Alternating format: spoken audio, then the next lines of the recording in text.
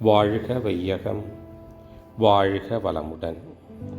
வாழ்க்கை மலர்கள் நால்வோர் நற்சிந்தனை. ஜூலை 10. தலைப்பு: ஐவகை பற்று. இயற்கையின் ஒரு கூறுதான் மனிதன். ஆனாலும் பேரியக்க மண்டலத்தில் விளங்கும் எல்லா சிறப்புகளும் நுணுக்கமாக உள்ளடக்கம் பெற்ற திருவுருவமாக மனிதன் திகழ்கிறான். இயற்கையின் ஆதிநிலையாகிய மெய்ப்பொருள் மனிதனிடத்தில்தான் தன் பெருமதிப்பை உணர்ந்து நிறைவு கொள்ளும் அறிவாற்றலாக அமைந்திருக்கிறது.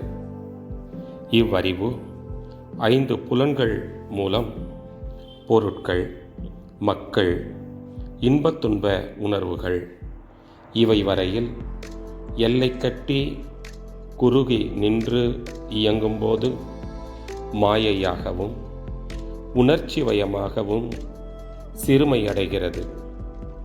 அவ்வறிவு தனது இயக்கத்திற்கு உலக மக்கள் சமுதாயத்தின் எண்ண அலைகளும் பேரியக்க மண்டலத்தில் இயங்கும் எல்லா தோற்றங்களின் ஆற்றலும் அடிப்படையாக அமைந்துதான் அறிவின் முழுமை பெற்று உய்ய உதவியாக உள்ளன என்ற விளக்கத்தில் மெய்ஞானமாகி விரிவும் விழிப்பும் பெற்று நிறைவு பெறுகிறது.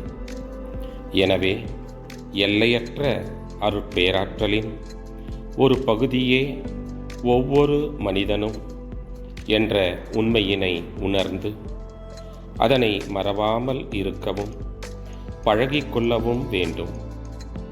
அகன்ற பேராற்றலை மறவாத விழிப்போடு உலக வாழ்வை நடத்தும் போதுதான் பற்றி நிற்பதிலும் பற்றின்மை என்ற தகைமை மனிதனுக்கு உண்டாகிறது. உலக வாழ்வில் பொருள், மக்கள், பாலுறவு, புகழ், செல்வாக்கு என்ற ஐவகை பற்று ஏற்படுவது இயல்பே. கடமை உணர்வோடும் அளவு முறை அறிந்தும் விழிப்போடு இப்பற்றுக்களை வளர்த்தும் காத்தும் கொள்ள வேண்டியது பிறவி பயனை எய்த அவசியமானவை. நீரில் குளிப்பது தேவைதான். ஆனால் நீரில் முழுகிவிடாமலும் காத்துக்கொள்ள வேண்டும். நெருப்பு வாழ்க்கைக்கு பல வகையிலும் தேவைதான். ஆனால் நெருப்பு எரித்து விடாமலும் காத்துக்கொள்ள வேண்டும். அருட்தந்தை. தொடரும்.